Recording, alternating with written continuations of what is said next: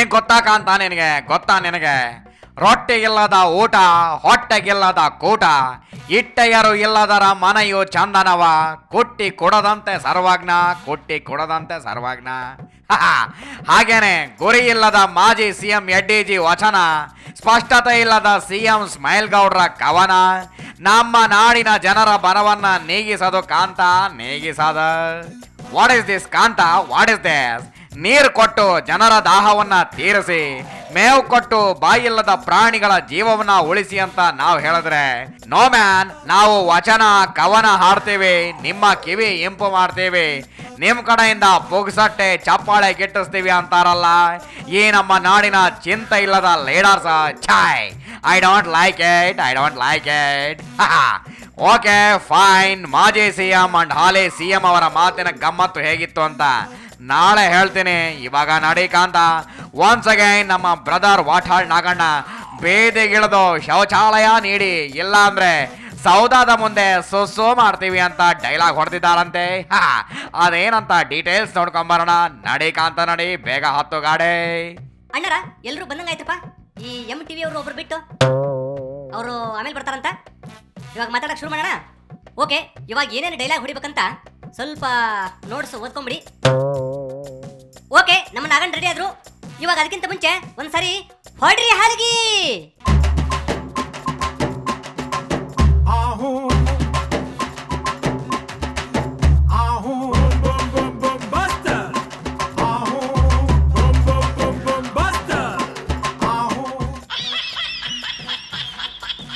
Okay, stop stop stop stop stop. Okay Naganna, ಶುರು ಮಾಡೋಣ. ಈ ವರ್ಷ ಓಕೆ, ರಾಜ್ಯಪಾಲರ ಭಾಷಣ, ಜಂಟಿ ಅಧಿವೇಶನ ಆಯಿತು.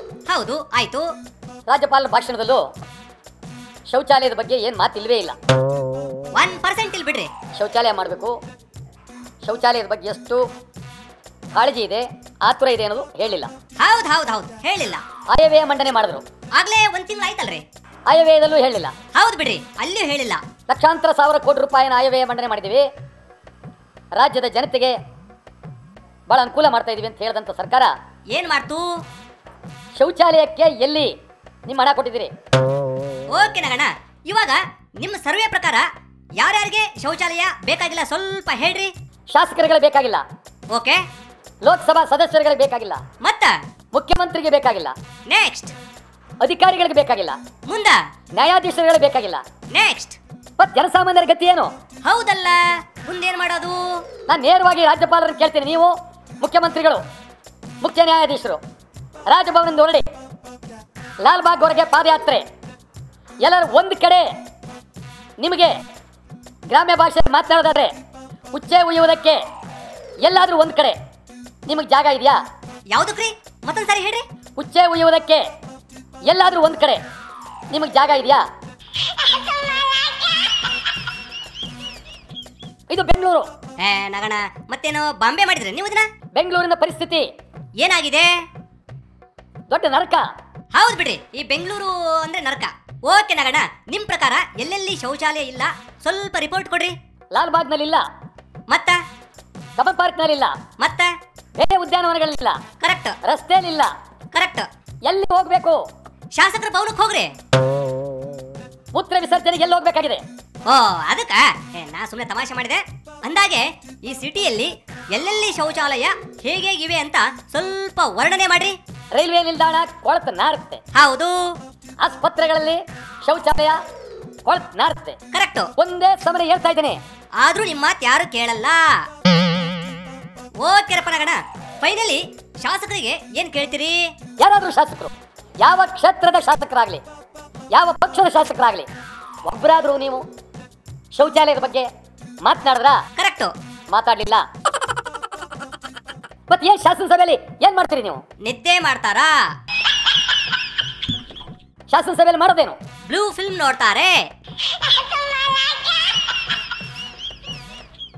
ಓಕೆ ನಗಣ, ಇವತ್ತಿಗೆ ಇಷ್ಟು ಸಾಕು. ಮತ್ತೆ ನಾನು ನಿಮ್ಮನ್ನ ನಾಳೆ ಮೀಟ್ ಆಗ್ತೀನಿ. ಇದ್ರ ಬಗ್ಗೆ ಕಂಟಿನ್ಯೂ ಆಗಿ ಮಾತನಾಡುವಂತಂತ್ರಿ. ಇವತ್ತು ಮಾತನಾಡಿದ ಖುಷಿಗೆ ನಾವು ಮತ್ತೊಂದ್ಸರಿ ಅಣ್ಣರ ಸಖತ್ತಾಗಿ ಮಾತನಾಡೋರೆ ಹೊಡ್ರಿ ಹಾಲಿಗೆ.